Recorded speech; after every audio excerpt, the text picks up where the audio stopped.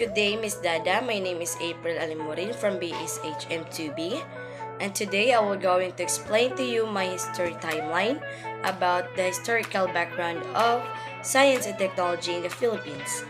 And this is my history timeline.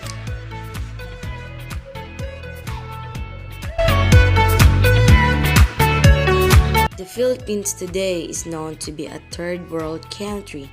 The development of science and technology will determine the socio-economic growth of the country. So first, I will explain to you the pre-Spanish period. The Philippines has few written information with regards to its society, culture, and technology. Before the Spanish arrived, we relied on archaeological findings to trace the beginning of how Filipinos lived with the use of science and technology. So about 48,000 BC, their archaeological findings showed that modern men from Asian mainland first came overland on across narrow channels to live in Batangas and Palawan. And during this period, they settled in different areas across the country and made simple tools and weapons of stone flakes. And later on, development new skills like sewing and polishing stone.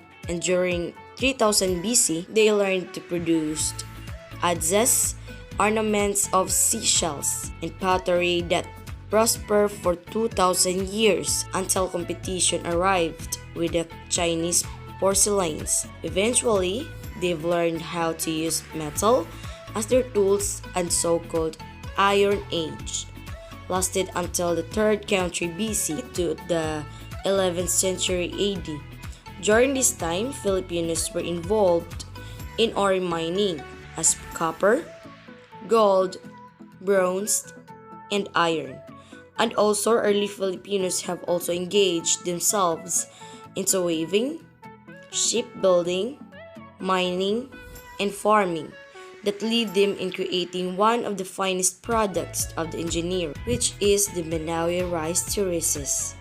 Early Spanish chroniclers also noted that early Filipinos built a refined plank belt warship called Caracoa that was suited for inter-island trade, and in this period there are records that indicate trading relationships have existed and established between the Philippines, China, and Vietnam. And before the Spaniards came, Philippines are already aware of activities and practices related to science and technology. They had already alphabet, counting methods, and measurement system, and calendar that they based on the period of moon. So next, we have the Spanish colonial period. So when the Spaniards colonized the Philippines, it has contributed the growth of science and technology in the country. So they have introduced formal education and found scientific institutions.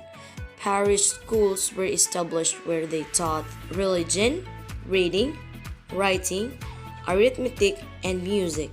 And later on, they have established colleges and universities around the country, including the oldest university in Asia, which is the University of Santo Tomas. Medicine was also prioritized during the Spanish colonization, and also the biology was highlighted during this period. The galleon trade made a big impact in the economic growth of the Philippines due to its potential to make a huge profits. And when Suez Canal was built visiting each other countries for European and Filipinos was made possible and probably influenced by the rapid development of scientific ideals brought by the Age of Enlightenment. So let's proceed American period and post-Commonwealth era. With Americans replaced Spaniards after they ruled the country, and progress of science and technology has continued under the rule. On July 1, 1901, the establishment of Bureau of Government Laboratories was made by the Philippine Commission, which serves a purpose to study the tropical diseases and laboratory projects in the country, and was later on replaced by the Bureau of Science in 1905. That became primary research center of the country. while on December 8, 1933, the National Research Council of the Philippines was established. Then on 1946, the Bureau of Science was replaced by the Institute of Science. In 1950, there were reports made by the U.S. Economic Survey about the Philippines problem with regards to science and technology, such as lack of basic information, no support, minimal budget, and low compensation. And during the regime of Carlos P. Garcia in 1958, the Philippines Congress passed the bill entitled the Science Act of 1958, which goal is to establish the National Development Board. Next is the Marcos era. It was only during the Marcos presidency where science was given importance.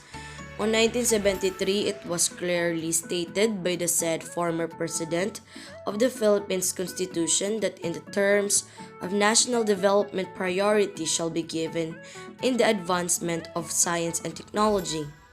In 1968, they also recognized that technology was the top reason in the economic development and extra funds to support projects in applied science and science education. While in 1969, he allotted large amount of war damage funds to private university to encourage them to create courses that focused in science and technology and research. In 1970, he emphasized that by upgrading the science curriculum and teaching equipment is crucial to the science development program. Furthermore, he declared Presidential Decree Number 49 Series of 1972 as a support for promoting the scientific research and invention. And in 1976, he established the National Academy of Science and Technology to have the scientists who's expert in science and technology. In 1986, he also established campuses of Philippine Science High School in the Visayas and Mindanao. And lastly, we have the Fifth Republic. After the term of President Marcos, Corazon Aquino replaced him in the presidential seat, and on her term in 1986, she replaced the National Science and Technology Authority to Department of Science and Technology, giving the Science and Technology a seat in the government cabinet.